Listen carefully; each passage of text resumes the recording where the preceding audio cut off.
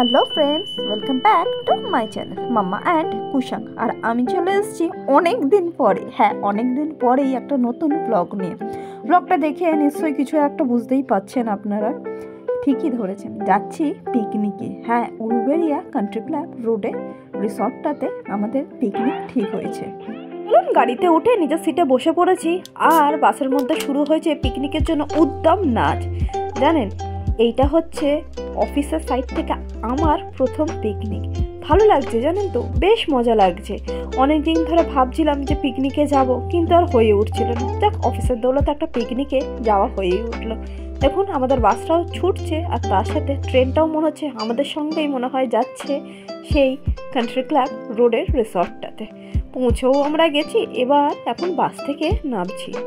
আর জানেন, যখন এই কান্ট্রি ক্লাব রোডের এই স্পটটাতে আমরা এন্ট্রি করছিলাম, সাইডে এরকম সুন্দর সুন্দর ফুল গাছগুলো লাগানো রয়েছে।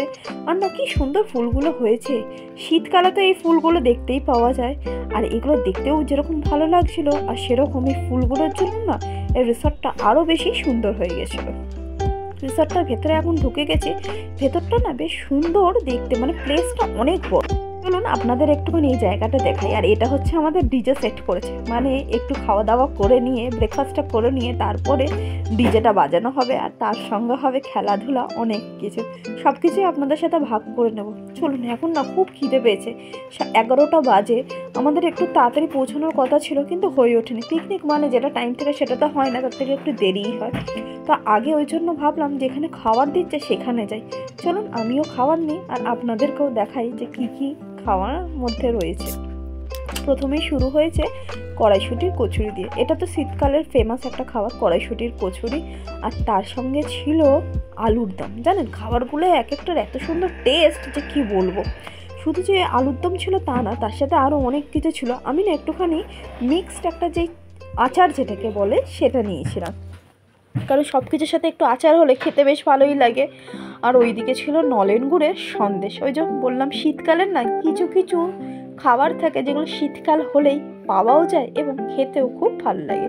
আর তার সঙ্গে ছিল একটা করে ভেজ স্যান্ডউইচ। না, একটা না, যে যত পারো খাও, তবে আমি নিয়েছিলাম একটা করে। আসলে মেনু অনেকগুলো ছিল, সেই জন্য ভেবেছিলাম সব খাবারই খাবো, তবে অল্প অল্প করে নেবো, কারণ সব জিনিসেরই একটা টেস্ট বোঝাটা না খুব দরকার। সেই টেস্ট বোঝার জন্য সব খাবারই নিয়েছি অল্প অল্প করে। আর তার সঙ্গে দিচ্ছিল ফ্রুট জুস। এই ফ্রুট জুসটা না ওয়াটারমেলন ফ্রুট জুস আর কি।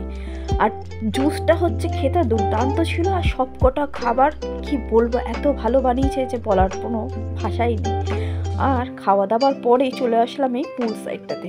জলটা দেখেই ভাবছিলাম একটুখানি জলের মধ্যে ঝাঁপ দিই, কিন্তু ওই যে শীতকাল না, আর সেই ইচ্ছাটাকে দমিয়ে রাখলাম যে না, এতে আর ঝাঁপ দিয়ে লাভ নেই। দূর থেকে এটাকে দেখতে খুব ভালো লাগছে। দেখুন চারিদিকটা এত সুন্দর। দাঁড়ান একটুখানি দেখুন।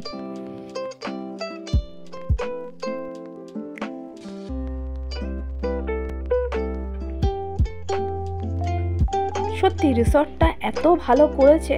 যারা যাননি এই রিসর্টে তাদেরকে বলবো একবার পিকনিকের জন্য বুক করে ঘুরে আসতে পারে। ওদের কিন্তু ব্যবস্থা খুবই ভালো, আর জায়গাটা অনেক বড়, অনেক লোকজনও ওখানে অ্যাডজাস্ট হয়ে যাবে। খুব ভালো লাগবে, কিন্তু দেখতেও ভালো, জায়গাটাও ভালো, সব জিনিস বলবো খুবই সুন্দর। আর এখানে জলটা দেখে কতক্ষণ নিজেকে আটকে রাখবো, ভেবেছিলাম যে নামবো না, কিন্তু লাস্ট পর্যন্ত আর পারিনি। পাটাকে ওই জন্য চুবিয়ে দিলাম জলের মধ্যে। ঠান্ডা লাগছিল, কিন্তু তার সাথে ভালোও লাগছিল। শুধু যে পা চুবিয়ে বসেছিলাম সেটা না, আমরা না অনেকগুলো সেলফিও তুলেছি, আর খুব মজা করেছি। হই হুল্লোড়টা প্রচুর হচ্ছিলো, প্যান্টটা না আমার ভিজে যাচ্ছিলো, তাই একটু পাটাকে ছেড়ে নিয়ে বসলাম। শুধু যে কান্ট্রি ক্লাবটা সুন্দর সেটা না, তার সাথে এই ফুলের শোভাগুলোও কিন্তু খুব ভালো লাগছে। চলুন, আমাদের এখন গেম শো শুরু হয়েছে। স্যার এখন গেম খেলানো শুরু করেছে, তাই আমরা সবাই মিলে এখন দাঁড়িয়ে গেম খেলবো। জানো তো, খেলাধুলা যে শুধুমাত্র বাচ্চা বয়সে ভালো লাগে সেটা না, বড় বয়সেও কিন্তু জীবনে একটু আনন্দ, একটু মজার প্রচুর পরিমাণে দরকার। এই গেম শোটা কি জানেন, এটা হচ্ছে সবাইকে গোল গোল করে ঘুরতে হবে, তারপরে স্যার অ্যানাউন্স করবে যে একটা 10 জনের গ্রুপ বানাও।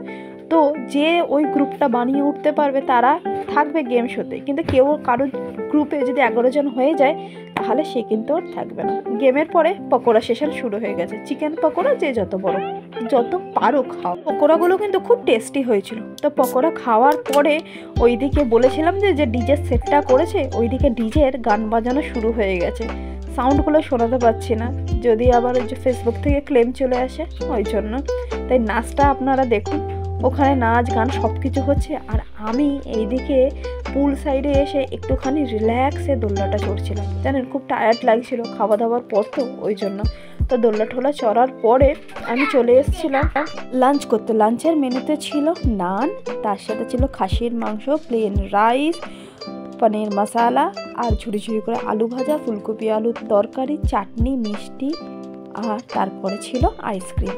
ওটা খাওয়ার পর সন্ধ্যাবেলা হয়ে গেছে। এবার সন্ধ্যাবেলাতে আবার সেই ডিজে লাগিয়েছে, আর তার সাথে উদ্যম আমরা নাচানাচি করেছি। আমি নাচটা করে এসেছি, তারপরে এসে ভিডিওটা করেছি। আসলে কি হয়, একটুখানি মজাতে না এনজয় করলে সেখানে তো যাওয়া হয় না।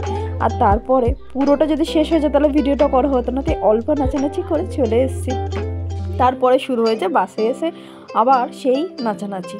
তো আমরা সবাই নাচতে নাচতে এবার বাড়িতে ফিরছি, আর ব্লগটা এখানে শেষ করছি। কেমন লাগলো কমেন্ট করে অবশ্যই জানাবেন।